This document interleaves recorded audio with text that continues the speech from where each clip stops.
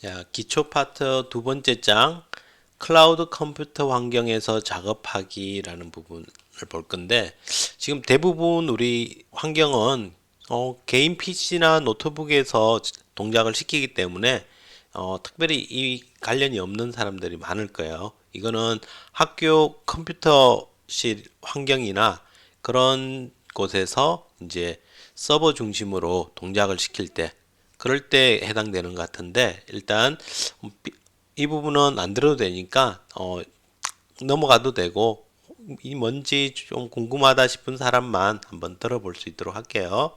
자, 클라우드 컴퓨터 환경에서 자, 컴퓨터실 환경이 클라우드 컴퓨터 환경으로 구성된 경우에는 각 단말 장치에 USB를 하나씩 꽂더라도 그 말은 내 앞에 있는 컴퓨터에 USB 동글을 하나 꽂더라도 자, 장치 관리자 여러 개의 시리얼 포트 장치가 표시될 수 있대요. 자, 이는 하나의 컴퓨터에 여러 개의 동글을 꽂은 거와 같은 환경이 된다는 거야. 자, 그러면 지금 내 거에는 지금 하나도 안 꽂혀 있는데 이렇게 장치 관리자 어떻게 여냐 하면 이곳에서 탐색기에서 어, 제어판이라고 해볼게요. 제어판에서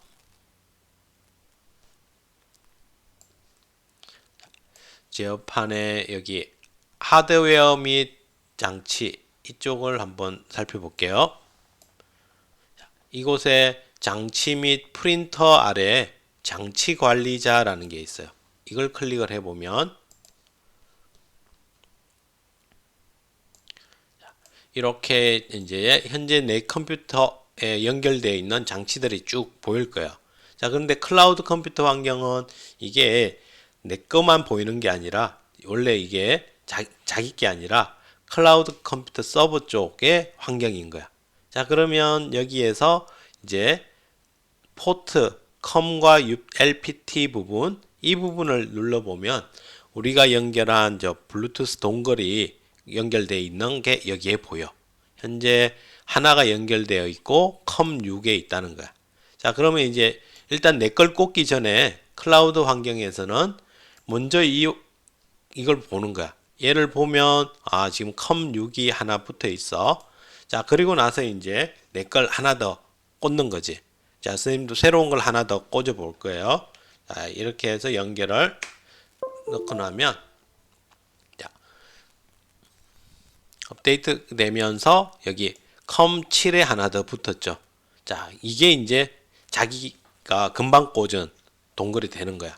그러면 우리가 이제 이렇게 내가 꽂은 게 몇 번인지 여기 뒤에 있는 컴7 이게 중요해요. 이거 잘 기억을 해놔야 돼, 여러분이. 이걸 이제 기억을 해 놓으면 자, 이렇게 해서 우리가 연결을 보고 나면 자, 햄스터 좀 전에 우리가 앞에서 예제에서는 햄스터 가로 속에 아무것도 안 넣어줬어. 혼자 사용할 때 하나만 있을 때는 이걸 연결 안 해도 스스로 스캔을 해서 있는 걸 자동으로 연결을 하게끔 되어 있거든요. 자, 그런데 이제 여러 개가 꽂혀 있으면 내 거 아닌 다른 거에 시도를 한다든지 이렇게 될 수가 있어. 자, 그러면 이제 우리가 코드를 작성할 때 지정을 해줘야 돼. 지정을 해서 사용을 하는데 조금 전처럼 확인할 수도 있고 코드상에서 이렇게 꽂기 전에 먼저 from roboid import 하고 나서 스캔을 동작을 시키면 그러면 지금 꽂혀 있는 인식되어 있는 동글들이 나타날 거예요. 자, 나타나고 그리고서 여러분 걸 다시 꽂은 상태에서 스캔을 해보면 이와 같이 새롭게 하나 더 붙은 걸 볼 수 있겠죠. 그러면 어떤 게 이게 여러분 거가 된다는 거야. 그러면 이제 우리가 코드를 사용할 때 항상 햄스터를 객체를 생성할 때 햄스터의 이 인자값으로 포트 이름을 주는 거야. 컴포트 70이라는 컴70이라는 값을 넣어주면 이제 이곳에 연결된 햄스터로 이 동글을 인식을 해서 내 햄스터와 연결이 진행이 되게끔 해준다는 거야. 그러니까 여러 개를 사용할 때 이게 이제 지금 클라우드 환경일 때 말고 나중에 내 컴퓨터에서 여러 대를 동작시킬 수가 있어. 그때 한 대당 이 블루투스 동글이 하나씩이 연결이 되거든요. 내가 두 마리를 쓰려면 이게 두 개가 꽂혀야 돼. 세 마리를 연속 다르게 동작시키려면 세 개가 있어야 되고, 그럴 때 지금과 같이 확인을 해볼 수 있을 거야. 알겠죠? 자, 이렇게 해서 클라우드 컴퓨터 환경에서 햄스터봇을 인식시키고 동작시키는 방법에 대해서 한번 알아봤어요. 자, 그리고 지금 여기에 보면 컴70이라고 이렇게 있는데 이게 운영체제마다 좀 표현되는 형이 달라. 기능은 동일한 거야.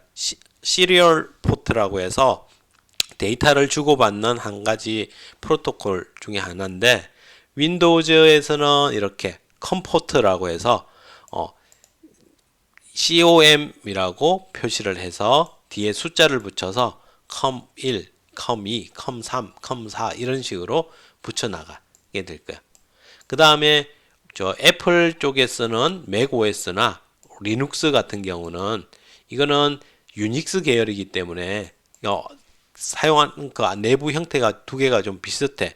그래서 유닉스 계열에서는 DV라는 이 디렉토리 아래에 이게 디바이스들을 모아놓은 그런 폴더야. 그래서 이 아래에 CU 여기는 어쩌고 저쩌고 UART 이런 식으로 이름을 붙여서 디바이스가 붙고, 리눅스인 경우에는 TTY USB 0 또는 TTY USB 1, 2 이런 식으로 숫자가 증가해 가면서 표시가 된다는 거야. 이렇게 해서 맥과 리눅스는 사실 뭐 형제 운영 체제거든. 맥OS는 원래 유닉스에서 저기 벨 연구소에서 만든 유닉스라는 아주 훌륭한 운영 체제가 있었는데 지금도 뭐 사용되고 있고, 이게 이제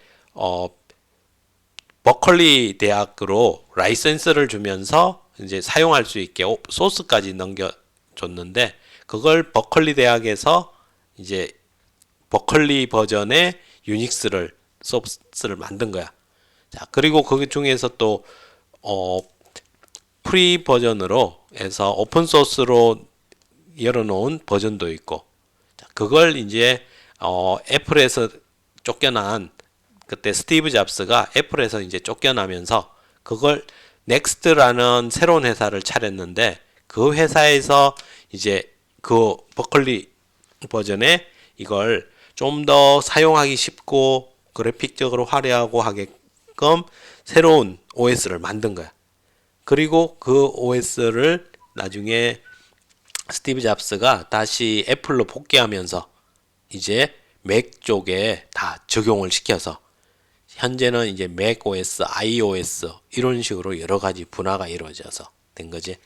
그리고 밑에 있는 이 리눅스 같은 경우는 이거하고는 좀 방향은 다른데, 이거 같은 경우는 실제 유닉스 코드에서 더 개선 발전을 시켜 나온 거고, 이 리눅스는 리누스 토발즈라는 저기 핀란드에 있는 그때 만들 때가 대학원생이었대.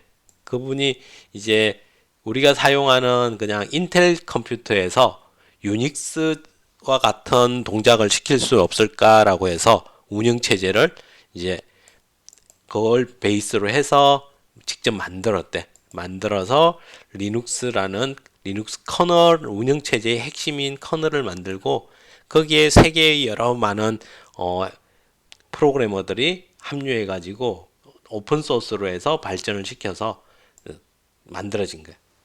그런데 기본적인 그 원리나 이런 거는 유닉스의 내용들을 많이 구현을 했기 때문에 리눅스 계열, 유닉스 계열로 들어가게 되어 있어.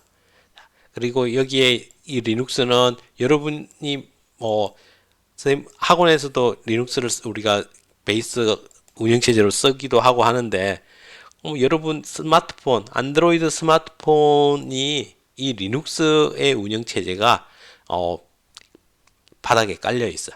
리눅스가 핵심 운영체제의 역할을 하고, 그 위에 이제 안드로이드 시스템이 올라가서 동작을 하게끔 만들어져 있는 거야. 그래서 세상 어디 맥에나 리눅스가 동작을 하고 있다는 잘 알지는 못하지만 누구나 다 사용하는 그런 엄청난 운영 체제가 될 거예요. 자, 이렇게 해서 뭐 엉뚱한 이야기 좀 많이 했는데 이렇게 해서 우리가 햄스터 여러 대를 사용할 때 살펴봐야 되는 것들을 확인해 봤어요. 그러면 이제 다음 시간에 본격적으로 미로 해서 햄스터를 이제 동작을 시켜 보도록 할게요. 수고하셨습니다.